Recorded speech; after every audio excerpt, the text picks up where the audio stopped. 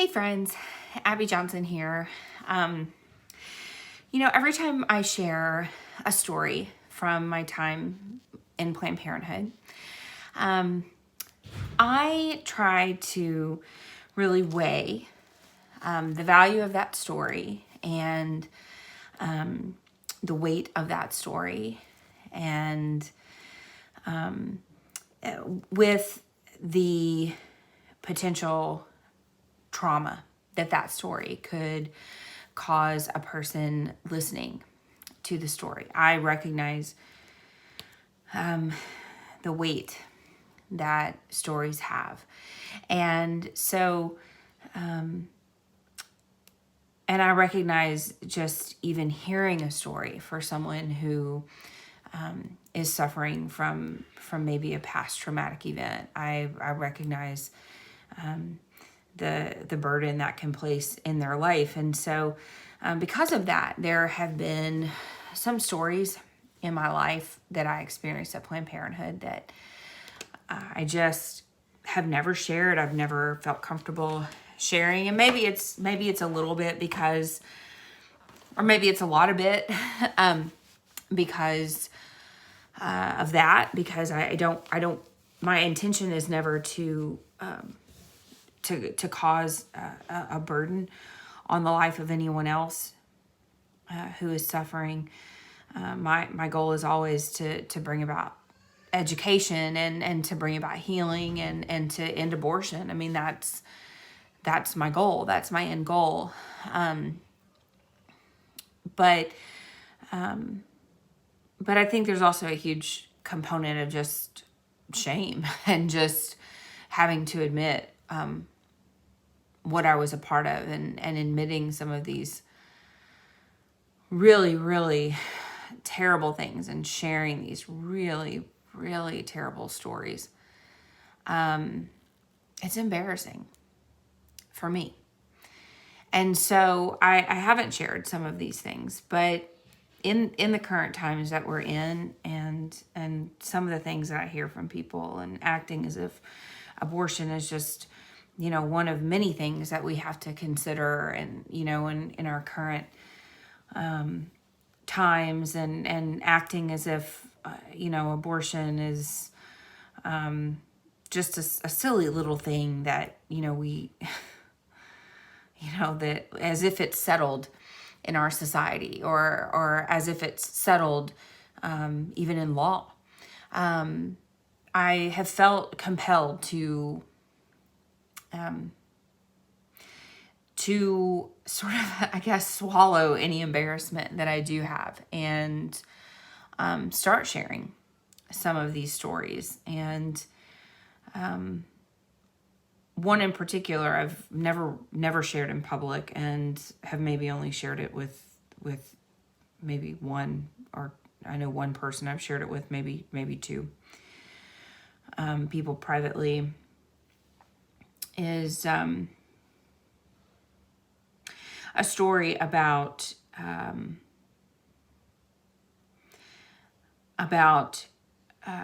time in our facility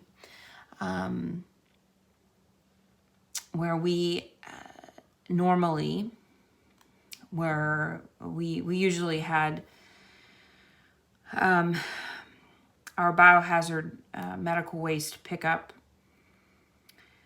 usually came on the same day of the week, and they usually would tell us what day they were coming, and they would schedule it, and they would give us a call and let us know they were coming, so that we would have everything ready for them. See, that the bodies of aborted babies, they go into bags, and those bags go into freezers, and then eventually those bags in the freezers, they go into cardboard boxes, and then those cardboard boxes are then picked up by biohazard medical waste companies. Ours was Stericycle.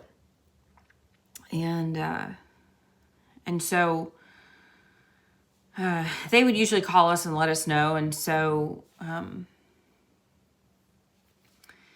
I guess we were expecting a pickup to come, or I'm not entirely sure what happened, but it was a Friday, and we had been particularly busy, and so we had a lot of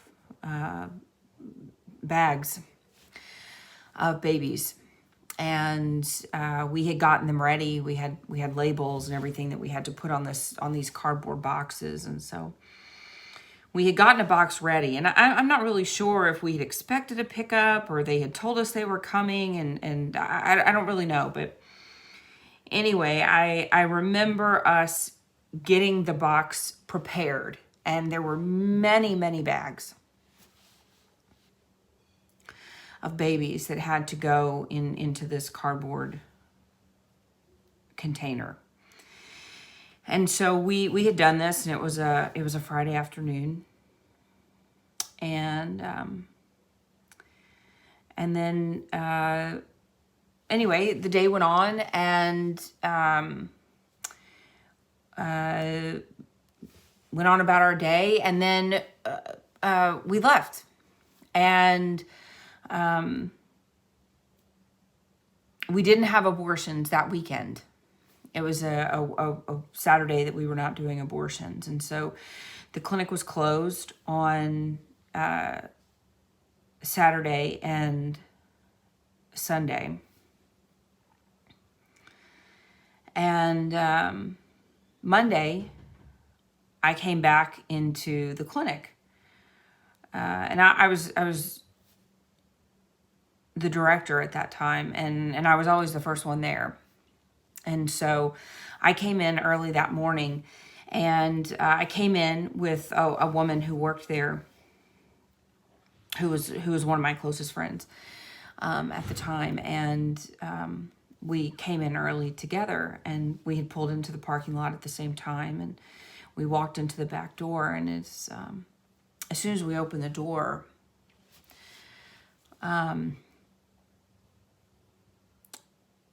we were hit with a smell. And I remember the smell was so overwhelming. We both immediately started gagging. And see, on Fridays, if we weren't going to be there the whole weekend, we would turn the air conditioner up to about 80 degrees. And oh my gosh, we were gagging, and we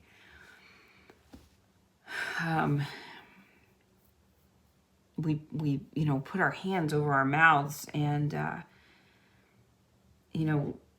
we plugged our noses, and we started going into the clinic. And we immediately realized that the smell was coming from the laundry room, which is where we kept the cardboard boxes. And we realized that the biohazard, the Stericycle, had never come to pick up the box that we had prepared on Friday. And so this box of babies, so many babies, had been just sitting there all weekend. And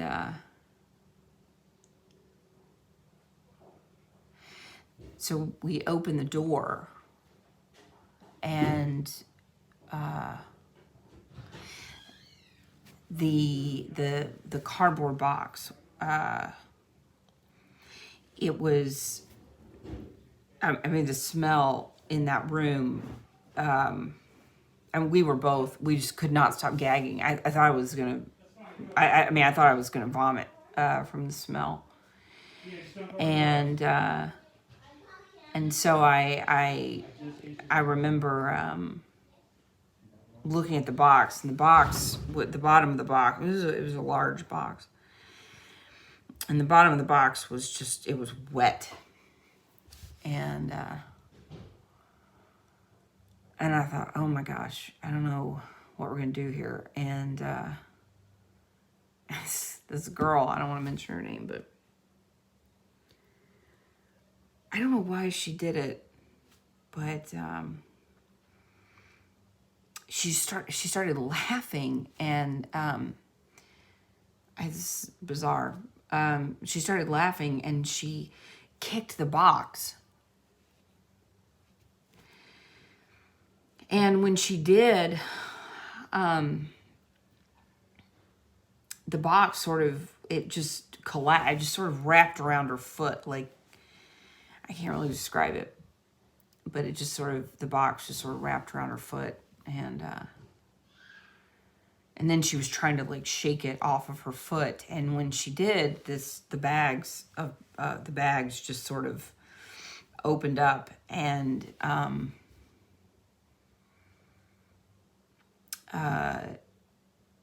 there were just body parts everywhere. And it was a laundry room. So there was a drain in the middle of the floor, and a bunch of the blood and the liquid and everything was starting to drain to the middle of the floor. And at this point, I thought I was going to throw up. But I just remember thinking, I have to get this cleaned up before anybody else gets here. And this woman who was there, I mean, she just thought this was hilarious that this was happening, and that this disaster was taking place. Like, this just kept getting worse and worse. And so we started, talking like, oh my gosh, how are we going to clean this up? And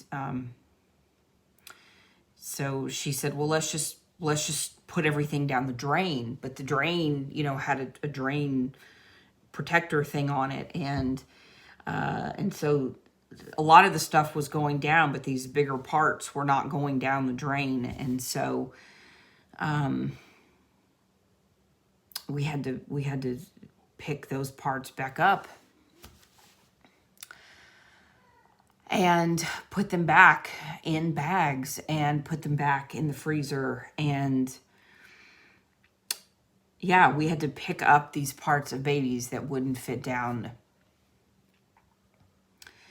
the drain, and we had to put them back in the freezer. And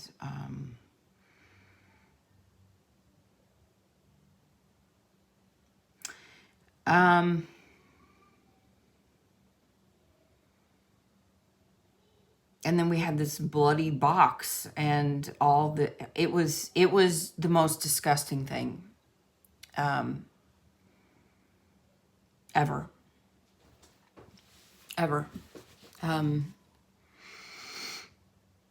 It was just blood and bodies and tissue, and the smell. I can't.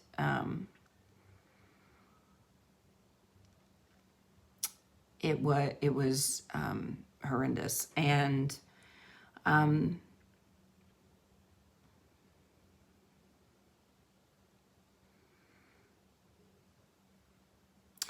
but we cleaned it up, and we put it in bags, and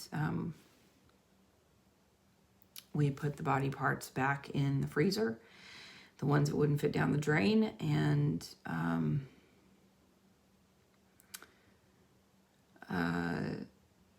we put the bloody box and the pieces of it that were all over the floor in a garbage bag, and all the towels and everything that we used to clean everything up, we put that in garbage bags, and we put it out in the trash, and we sprayed the clinic down, and it smelled all day. And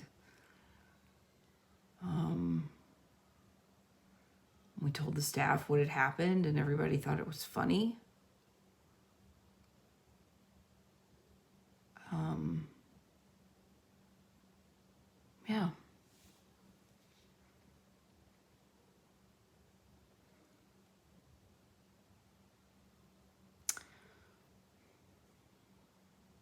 Yeah.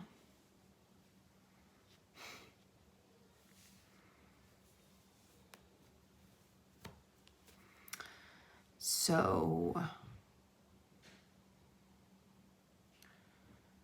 when you tell me that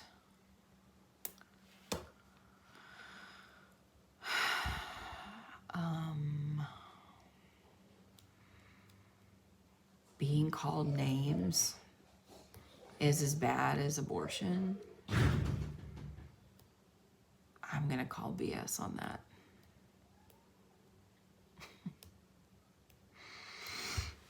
Even if you tell me that being discriminated against is as bad as abortion, I'm going to call BS on that. If you tell me that what's going on at the border is worse than abortion, I'm going to tell you you're a liar.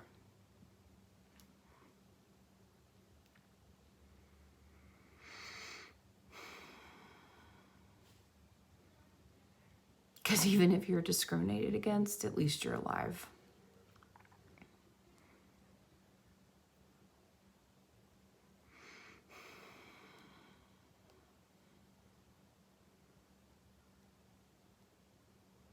At least you weren't left in a cardboard box over the weekend.